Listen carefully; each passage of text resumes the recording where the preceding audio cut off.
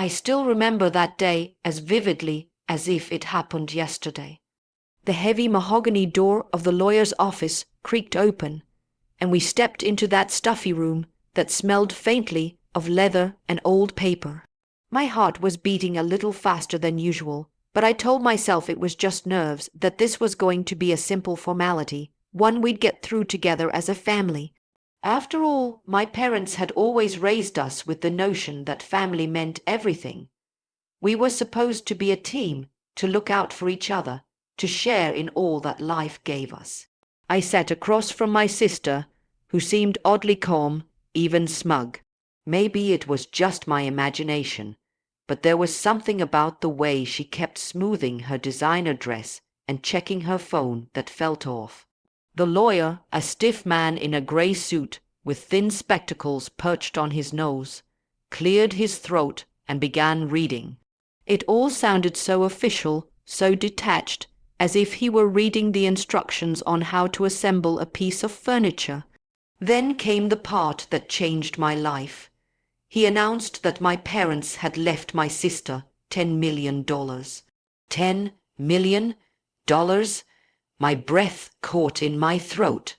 I looked over at her, expecting shock, maybe tears of gratitude.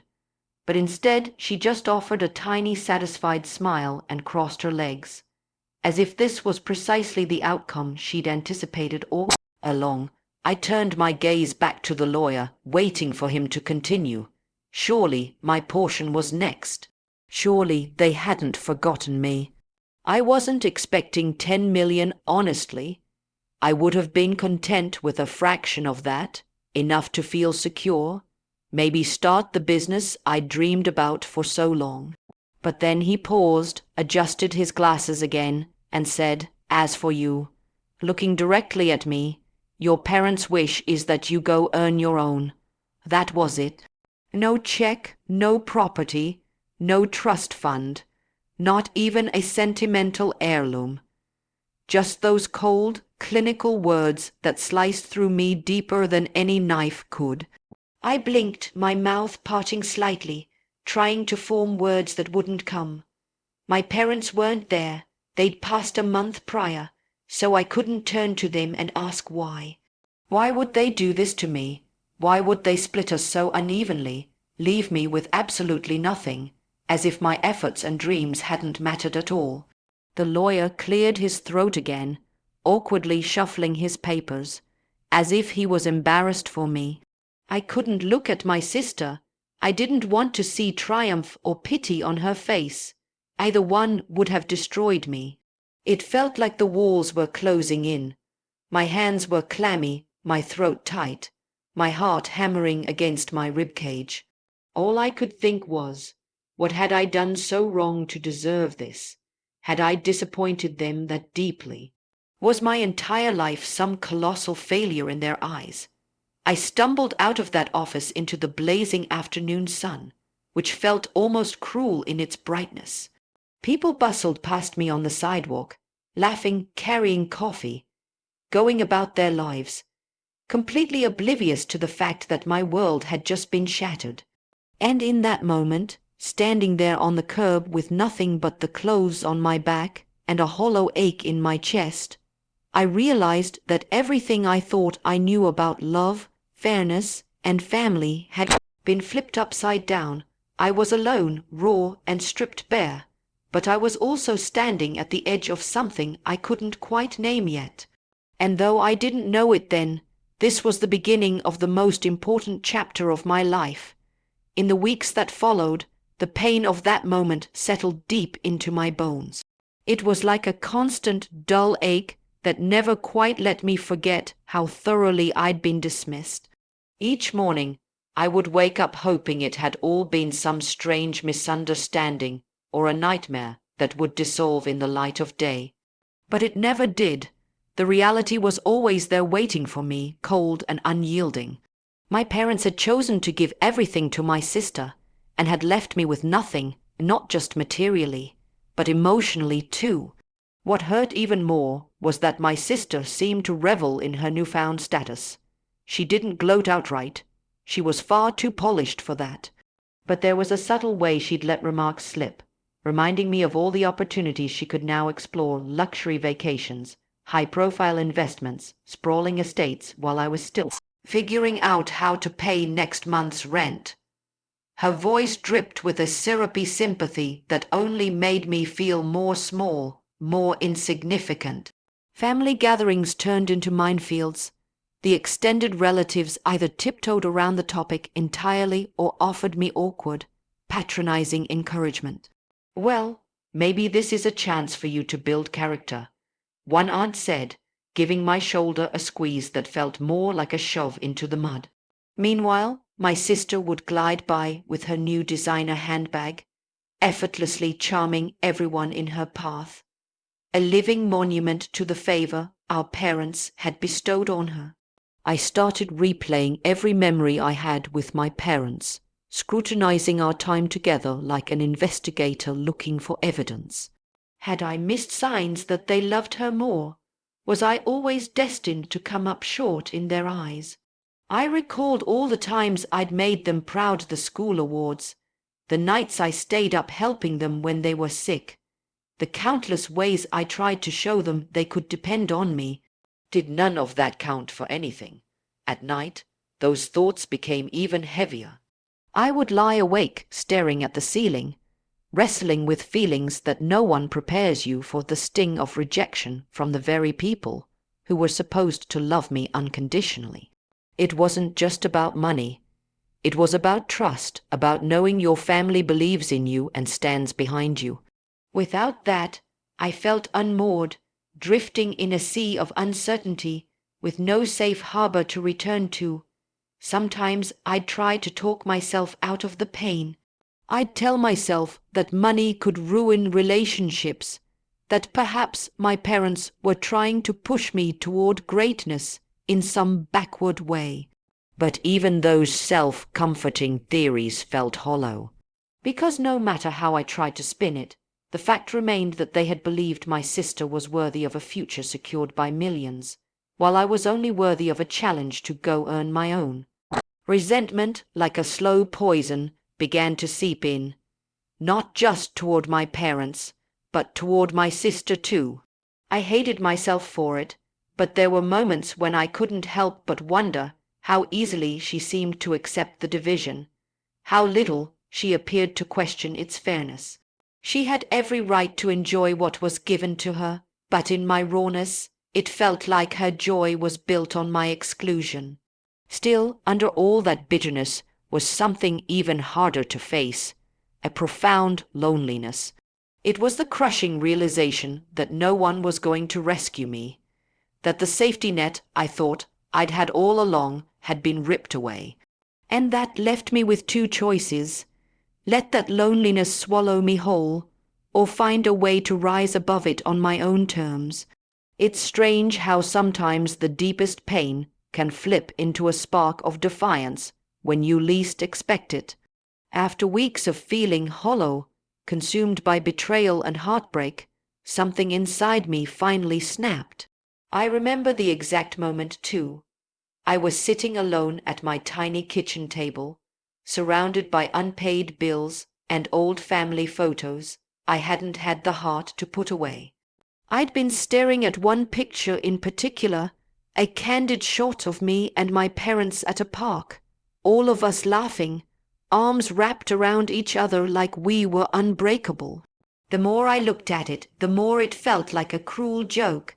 Then, almost without thinking, I shoved the photo into a drawer and slammed it shut. I stood there for a long minute, hands gripping the edge of the table so tightly my knuckles turned white. My mind was a storm of anger and grief, but beneath all that, there was a low, persistent voice that refused to be silenced anymore. It told me that I was done waiting for someone to hand me my worth. If my parents didn't see it, if my sister didn't see it, fine, I would carve it out for myself. In that quiet, heavy room, something shifted.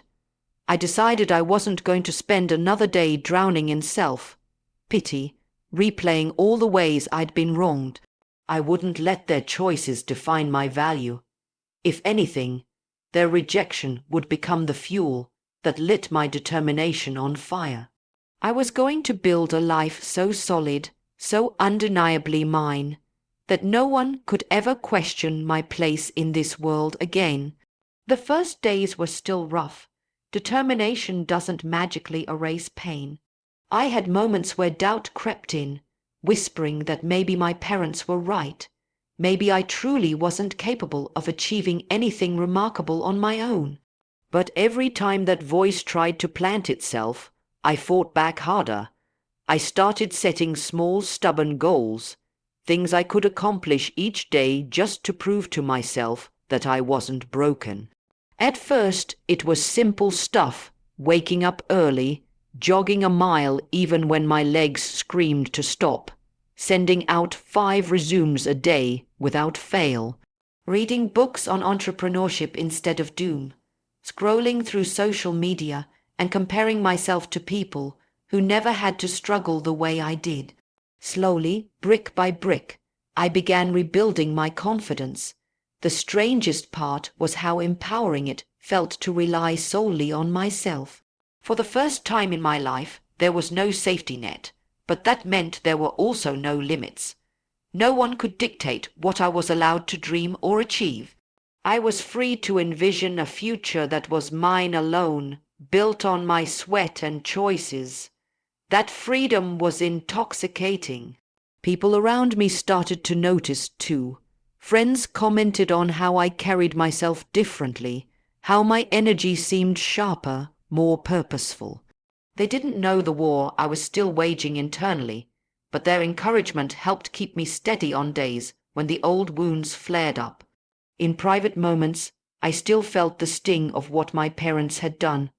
That kind of hurt doesn't vanish overnight.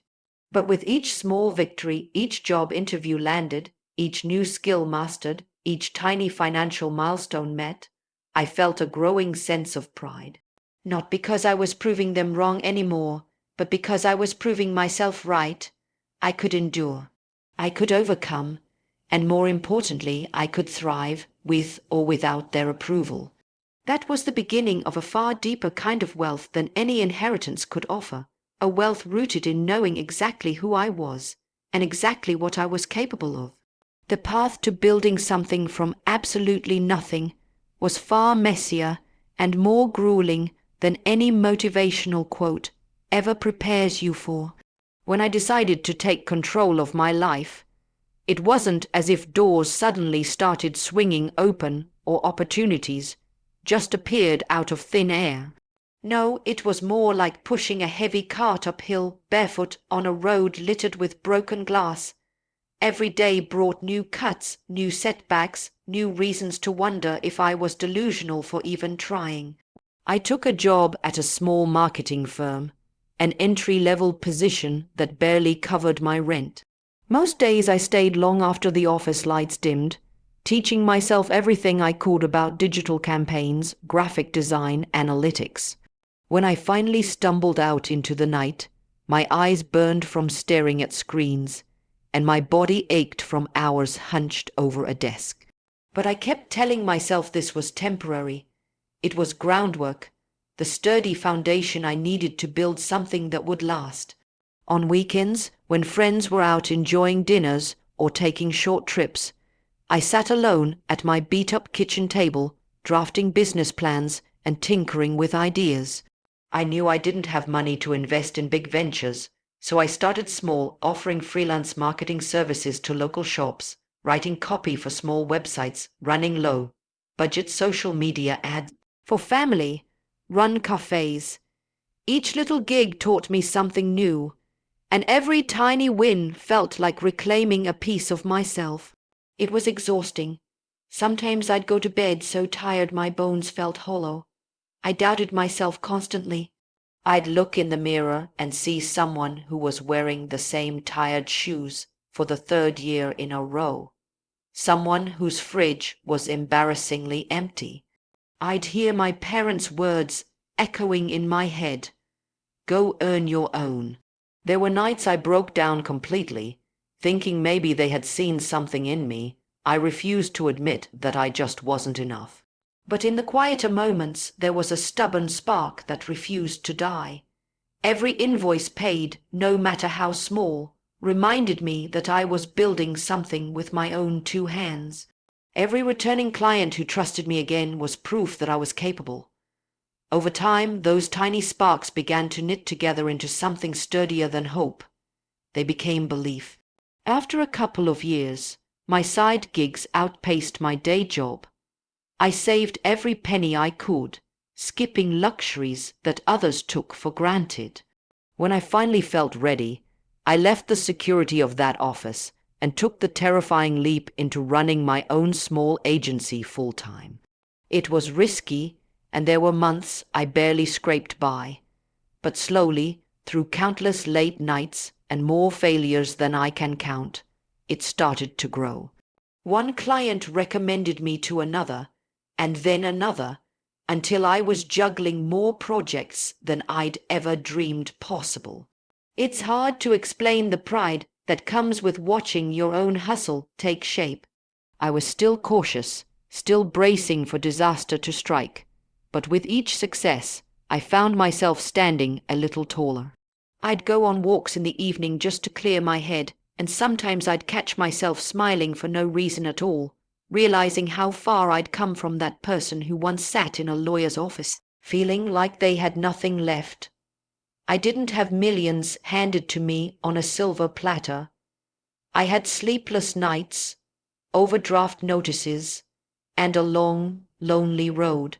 But every hard-earned step made me stronger, sharper, more resilient, and in time that would prove to be worth more than any check I could have ever been handed. It's funny how life has a way of balancing the scales when you least expect it. For years, I kept my head down and focused on building, on pouring every ounce of my energy into making something solid out of what had once felt like absolute ruin. Meanwhile, from what little I did hear, my sister seemed to be living exactly the kind of life our parents had always wanted for her: lavish, effortless, almost careless.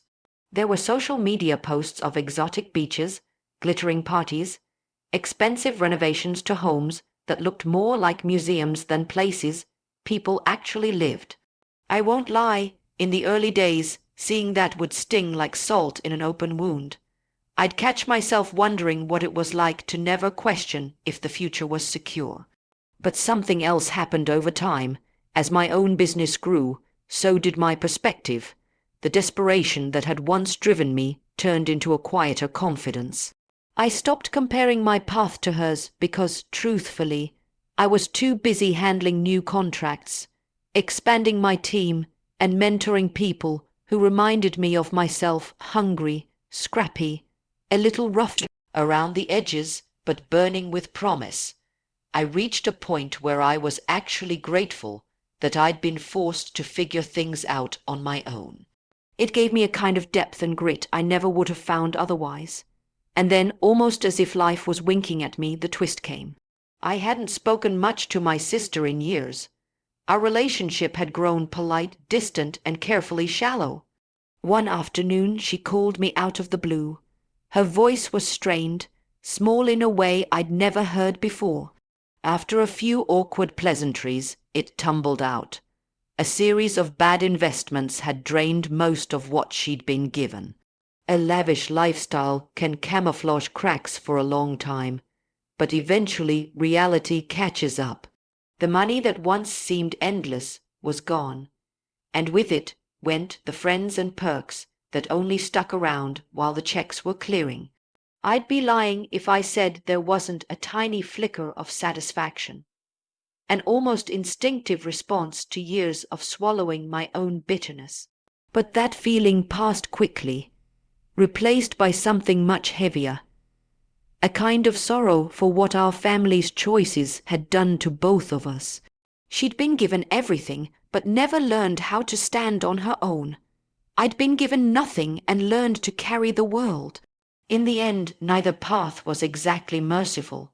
Still, life has a poetic rhythm to it. Around that same time, my business hit a milestone that would have stunned the version of me who once cried over unpaid bills at that battered kitchen table. We secured a major deal that pushed my personal net worth past what my sister had originally inherited, and it was all self-made. No safety net, no shortcuts, just relentless work, smart risks, and an unshakable refusal to quit when things got hard. When word of my success began to circulate, people who once pitied me or saw me as the unfortunate one in the family started treating me differently. But by then, I didn't really need their approval. I had already found the richest reward, knowing deep in my bones that my life was mine, earned, not given, and therefore impossible for anyone to take away. It turned out the inheritance I received, though it didn't come in dollars, was far more valuable. A relentless drive, an unbreakable spirit, and a profound appreciation for everything I built with my own two hands. Looking back on it all now, it's almost hard to believe how much my perspective on wealth and worth has evolved. In those early days, after that brutal reading of the will, I equated money with validation. It seemed obvious. My parents gave my sister millions because they trusted her more, believed in her more, loved her more. And because of that, I spent so much time chasing success with a chip on my shoulder, desperate to prove that I was just as deserving. Maybe even more so, but somewhere along the way that drive shifted. When you fight tooth and nail for every bit of ground you gain, something inside you starts to change. You stop being so consumed by what other people think you deserve, because you're too busy witnessing first, and what you're capable of creating. It's like discovering a new kind of wealth, one rooted not in numbers on a bank statement, but in resilience, character, and a peace that can't be bought. I found myself valuing things I never would have given a second thought to before all of this. The pride of knowing my bills were paid each month by my own hand. The quiet thrill of hiring someone who reminded me of a younger, uncertain me, and watching them grow under my mentorship. The joy of taking a weekend off, guilt-free, because I knew I'd earned it, down to the last cent. Even the failures taught me lessons worth more than any inheritance. When you lose money you earned yourself, it stings in a way that makes you sharper, more thoughtful the next time around. Meanwhile, I started to notice just how fragile the illusion of security really was for people who never had to struggle. I saw friends of my sister who floated through life cushioned by their family's wealth, who had every advantage handed to them yet lived with this low hum of anxiety, terrified it might all disappear. Some did lose it all, crumbling because they had no clue how to rebuild from the ground up. I realized then that a padded bank account isn't the same as real security. Real security comes from knowing you can survive the worst days because you've done it before. I also began to rethink what kind of legacy actually mattered. My parents might have thought that leaving behind a fortune would secure their place in our lives forever, that the money would keep their influence alive. But what lasted longer was the lesson I learned in their absence, that the most lasting inheritance they could have left me was the ability to navigate hardship with grace, to forge my own path, to build something meaningful from absolutely nothing. Ironically, by giving me nothing at all, they forced me to develop that skill on my own, and in the end, that's become the most profound gift of all. Now when I stand in the home I purchased entirely through my own grit, when I see the faces of employees whose families depend on the business I've built, I feel a kind of richness that goes so far beyond dollars. It's a richness tied to knowing who I am, what I stand for, and how far I've come. No trust fund could have given me that. No easy inheritance could ever replace the deep-rooted pride of self-made success.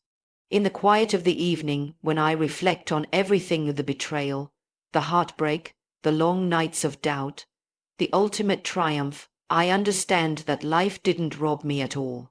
It handed me exactly what I needed to become someone I can truly respect. And for me, that is worth more than $10 million ever could be.